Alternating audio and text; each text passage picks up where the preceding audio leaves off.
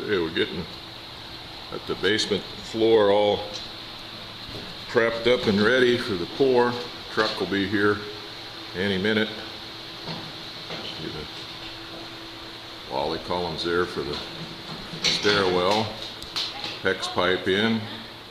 Those yours or Joe's? Ah.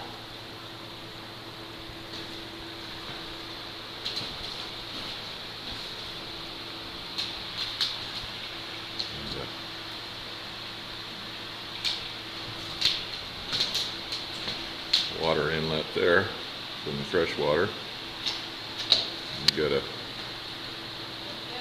gutter along there, a drain. Start pouring here pretty soon.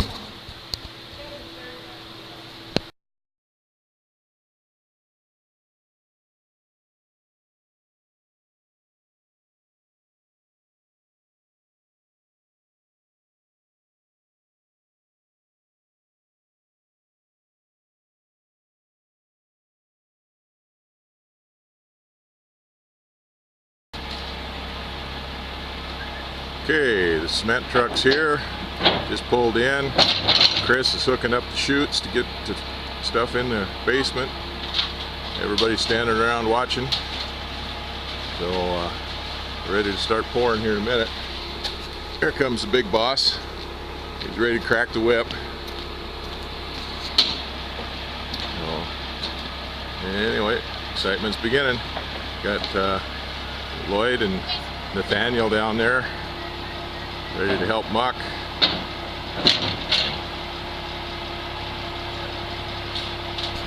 And where we go. Hey Joe, want to kind of get these guys going and I can run the wall on it?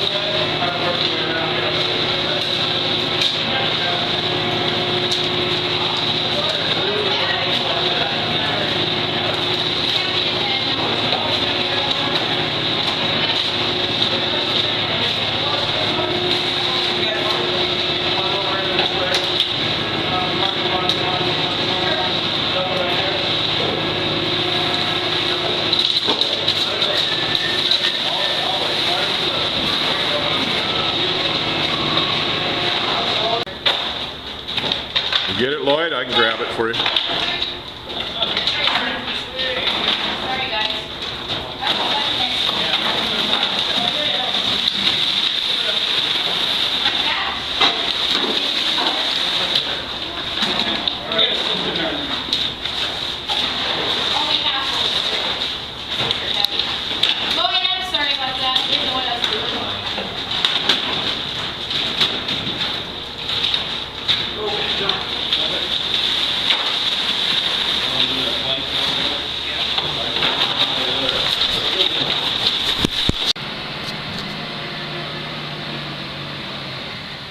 Hey, truck's leaving after dumping the first load. Gonna go get another yard or so. Okay, Got the first load done, and Jeff's in here floating the last little bit that he can get. Joe's there mucking that around, looking pretty good.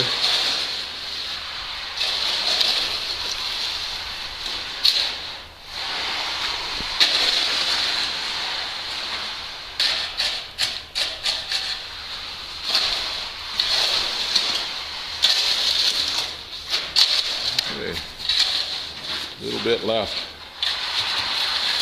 Joe couldn't stretch it any farther than that. He was trying.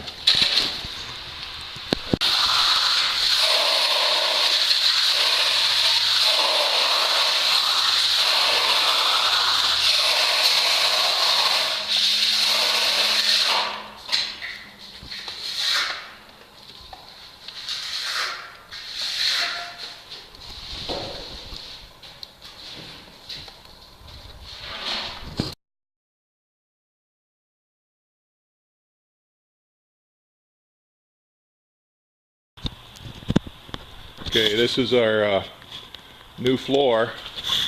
This is one in the basement of the house. Those are ICFs, insulated concrete forms, and then the house is way up there. So anyway, that's an 8-foot door that was put into the house when we poured the footing or foundation, and we just put the floor in the basement this summer. Just got finished with it. There's a drain grate right there just inside the door, and then over there on that side is PEX pipe coming out for in-floor heat. We've got loops of that in the floor here. Okay, this here is the water tank. Like I said, this is the basement. Nice new floor. It's still drying out. It's been almost a month now since we poured it, but it's still showing some color changes. We've got this wall here. This and plywood, and I put in earlier this summer when I plumbed the water in, when I brought the water in from outside after I'd hooked the cistern up, and after it started raining, when I started getting water in it, I had to hook it up so we could use it for laundry and bathing. And that was a nice piece of 3/4 inch plywood I put up so we'd have something solid to attach manifolds and stuff like that to. But I didn't have any AC plywood in town, and that sheet was a nice looking sheet. It's some kind of Chinese stuff or something from overseas, and it's real pretty and nice and smooth, but being in the damp environment here in the basement before we poured the floor, it mildewed over a couple months of time. So anyway, I tried to get more of that to do this wall with, and nobody in town had any AC, so we wound up getting CDX. It looks like crap, but I think I'm going to cover it up with some, I'll make some yellow cedar boards and panel that up with yellow cedar. But so we've got that in. On this other side over here, this is the electrical panel, and that's I put that in several years ago, 3 or 4 years ago. Sheetrock, and then a piece of 3/4 inch AC plywood, and then the electrical panel. And then we've got a panel here for telephone and computer and stuff like that. It's attached to that 3/4 inch AC plywood. And I've got lots of grounding rods. I've got grounding rods underneath the ground, and then a couple more of them outside. So anyway, this wall is 3/4 inch plywood. See, I cut channels in the foam, the ICFs there, to run the electrical wires down, and we've got this is a what is that, GFCI circuit breaker outlet, and then I've got the other outlets all daisy chained off of that so that they're all GCFIs protected. And so I've got 3 of those for future use. I'm not sure what's going on here. I might even have to wire in some 220 or something if I get a hot water boiler, electric hot water boiler, and put in here. But all of the heat distribution panel and all of that stuff will go in the plumbing, and everything will go on that wall over here. That's a 20 amp circuit there, those 3 outlets. Actually it's 6 outlets, but there's three boxes. This box here is 2 20 amp circuits, one strictly for the water pump, and this one is for the heat tape, and both of them GFCIs.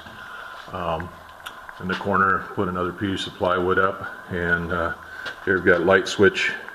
This is for the inside lights, the fluorescent lights, and this one will be for the outside light when I get it, but right now I've still got the incandescent lights put up here that I jury rigged in years ago. Those will come out, but we've got the fluorescent lights put in, got those wired in, and over there on that wall we've got another switch panel over there. One of those is for the basement lights, and the other one will be for lights for the stairwell, and it's a 3-way light switch. So we'll have, you can say that one light will control these lights down here, and then the one over here by the door will also control the lights down here. The other switch will control the lights in the stairwell, and then we'll have the mate to it upstairs. The rest of the walls, I'm putting up sheetrock, and just about got it done. I've got 4 more sheets to put up here on this wall. This wall has been done. And again, to cut channels, I had to cut channels in there for the wiring. This one will go wiring for the house to go on by the stairwell. And then we got one outlet here, that's a GFCI, and the other outlets down here will be daisy chained off of it, or are daisy chained off of it. I've got this side energized now because I needed an outlet down there closer to cut to drill the, whether you can show up or not on there, but anyway, there are holes through the floor joist there for the wiring runs, and to get the one over there in that far corner, I didn't have a long enough extension cord to reach all the way to do those last 2 over there, so I had to energize this outlet here so that I could use the extension cord. Now there'll be 2 more outlets on this leg. Now this is probably overkill, but see that wall there has 6 outlets on one 20 amp circuit. This wall over here will have 1, 2, 3, 4, 5 outlets on one 20 amp circuit. And then this wall over here will have 1, 2, 3, 4, 5 outlets on another 20 amp circuit. So I'm going to have 2 working circuits in the basement here, 20 amp circuits in the basement for use in the basement. And then I've got 2 20 amp circuits over there, one for the water pump and one for the heat tape. And then I've got 1 20 amp circuit over here for the utilities. So that's probably overkill. And then I've got 1 15 amp circuit down here for the lights. Probably overkill on the 20 amp circuits, but I'd rather I don't know what this room will be used for, but if we start doing woodworking down here or something like that, it's easy to start overloading a circuit line, so it's nice to have extra circuits. Now this wall, by code you're supposed to have,